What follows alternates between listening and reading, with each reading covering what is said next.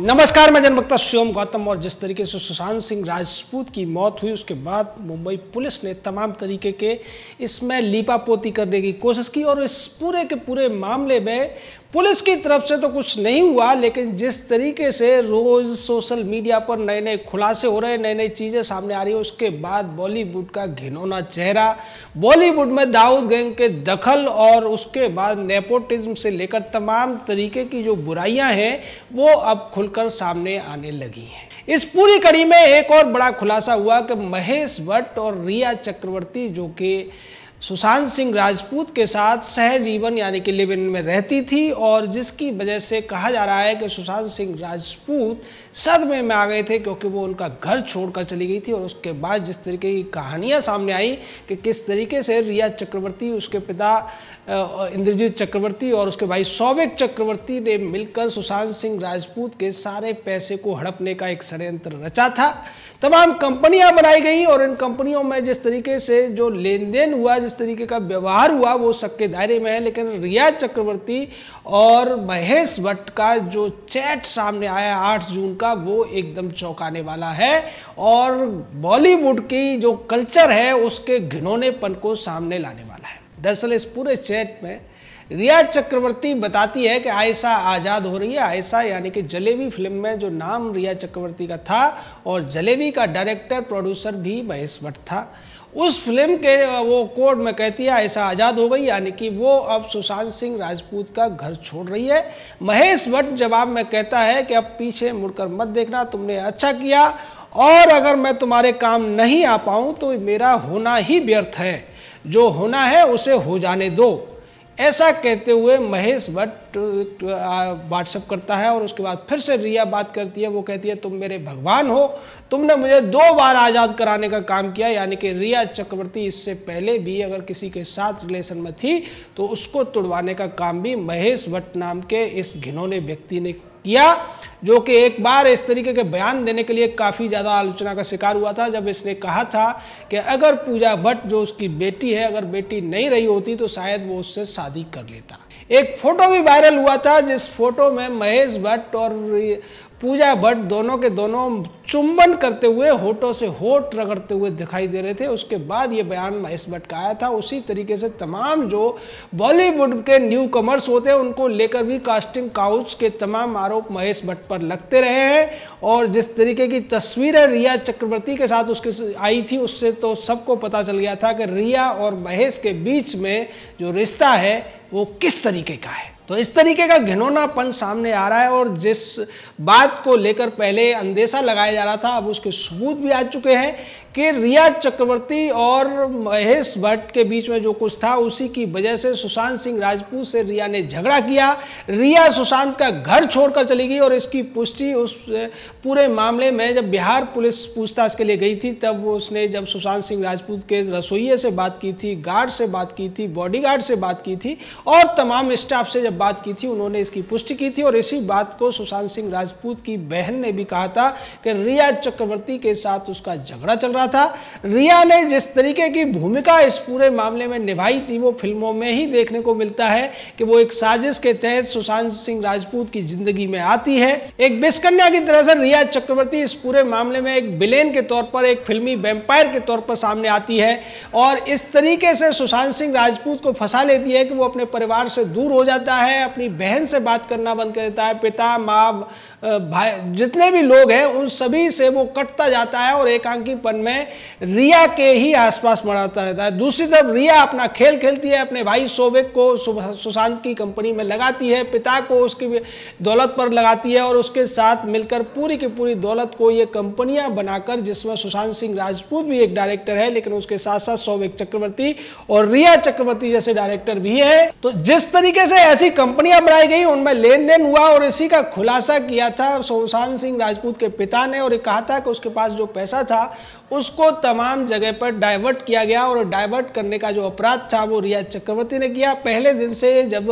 Photograph आए थे रिया चक्रवर्ती और महेश भट्ट के, आपत्तिजनक जो फोटोग्राफ सामने आए थे, उसके बाद ये सवाल उठा था कि महेश भट्ट इस पूरे मामले में बहुत बड़ी भूमिका में है और महेश भट्ट के जिस तरीके से लिंक है कांग्रेस पार्टी के साथ, एनसीपी के साथ में और अब शिवसेना के साथ भी, उसी की वजह से मुंबई पुलिस इस पूरे मामले में जो असली अपराधी हैं, जो वास्तव में दोषी है, उनको बचाने का काम कर रही है, पूरे मामले को डाइवर्ट करने का काम कर रही है और एक अलग तरीके की कहानी दिखाने की कोशिश कर रही है। साथ ही साथ मुंबई पुलिस को इस पूरे मामले में एक मौका मिला मोटिवाई करने का, क्योंकि बॉलीवुड के जितने भी नाम हैं जिनको भी इंट्रोगेशन के लिए बुलाया गया, उन सभी से निश्चित तौर पर वसूली की गई होगी, ऐसा कहना है मुंबई पुलिस को जानने वाले लोगों का। उन्होंने कहा कि इस तरीके के मामले में ज्यादा से ज्यादा बड़े लोगों का नाम इसलिए लिया जाता है कि उन्हें ब्लैकमेल किया जा सके और उन पर दबाव बनाकर उनसे मोटी रकम वसूली जा सके। लेकिन इसको लेकर राजनीति में खबर तो यह भी है कि ये जो रकम वसूली गई है उसमें शिवसेना को भी हिस्सा गया है, एनसीपी कांग्रेस को भी हिस्सा गया है और जिस तरीके से बॉलीवुड के लोगों के साथ दाऊद गैंग का एक रिलेशन है और उनका जिस तरीके से पुलिस से रिलेशन है और जिस तरीके से राजनीति से रिलेशन है, ये घिनौना गठबंधन अब पूरी तरह से खुलता नजर आ रहा है। वहीं दूसरी तरफ सीबीआई अपने काम में पूरी तरह से जुटी हुई है। सीबीआई तमाम उन चीजों को जांच रही है, उन चीजों को खंगाल रही है जिनके माध्यम से इस मामले में सबूतों को सामने लाया जा सकता है। इस कड़ी में सीबीआई ने सुशांत सिंह राजपूत के जो कुक था नवीन, उससे पूछताछ की। उसके अलावा जो वीडियो फुटेज वहाँ पर थी, जो सीसीटीवी कैमरे की फुटेज थी, उन सभी को खंगाला गया है। सैमुअल मिरांडा जो कि इसमें एक मुख्य षड्यंत्रकारी के तौर पर सामने आया है और इसको रखने का, इसको नौकरी देने का काम रिया चक्रवर्ती ने किया था। इसका काम था पूरे घर को मैनेज करना, यानी कि वो होम मैनेजर था, वो सारी चीजें मैनेज करता था, तमाम खर्चों को वही करता था और इसी वजह से सुशांत सिंह राजपूत का झगड़ा भी होता था और उसने एक बार ये भी कहा था कि खर्चे कम किए जाएं, जो कि रिया को सुनाने के लिए था। ऐसी बात भी नवीन जो कुक है उसके द्वारा सामने आई थी। तो ये सारे वो राज हैं अब जिनको सीबीआई जोड़ने की कोशिश कर रही है। साथ ही साथ सीबीआई उन चीज़ों को देख रही है, फॉरेंसिक रिपोर्ट को दोबारा से खंगाल रही है, पोस्टमार्टम करने वाले डॉक्टर्स के भी बयान लिए जाएंगे और अगर उन्होंने कोई भी झमेला किया है पोस्टमार्टम के अंदर, कोई भी हील हवाला किया है, तो उसको लेकर उनके ऊपर कार्यवाही भी हो सकती है। साथ ही साथ जो मुंबई पुलिस ने केस की थ्योरी दी है, उस थ्योरी की सत्यता की जांच भी सीबीआई करेगी और यही वजह है कि अब तक महाराष्ट्र की सरकार इस मामले में सीबीआई जांच को नकारने का काम कर रही थी, क्योंकि पिछले 70 दिन में जो कुछ महाराष्ट्र सरकार ने, मुंबई पुलिस ने और बॉलीवुड गैंग ने किया था, वो उस पर पर्दा डालना चाहते थे। लेकिन अब ऐसा लगता है कि पर्दा नहीं डलेगा, पर्दा उठेगा और हर वो काला चेहरा सामने लाया जाएगा जो इस मामले में घिनौने रूप से अपराधी है और उसका घिनौना चेहरा जनता को देखना बहुत ज्यादा लाजमी भी है।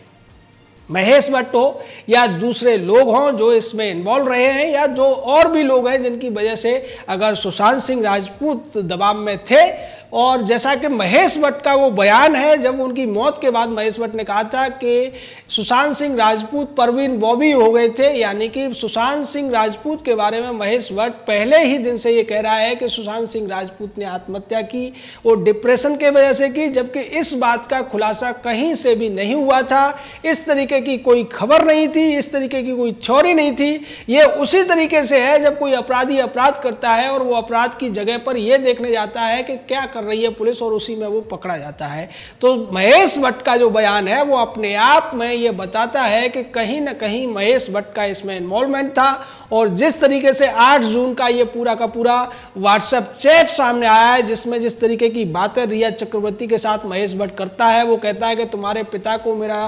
प्यार देना, और इसका मतलब ये है कि उसका जो पिता था इंद्रजीत चक्रवर्ती वो भी इस मामले में रिया चक्रवर्ती को सुशांत सिंह राजपूत से अलग करना चाहता था। लेकिन जिससे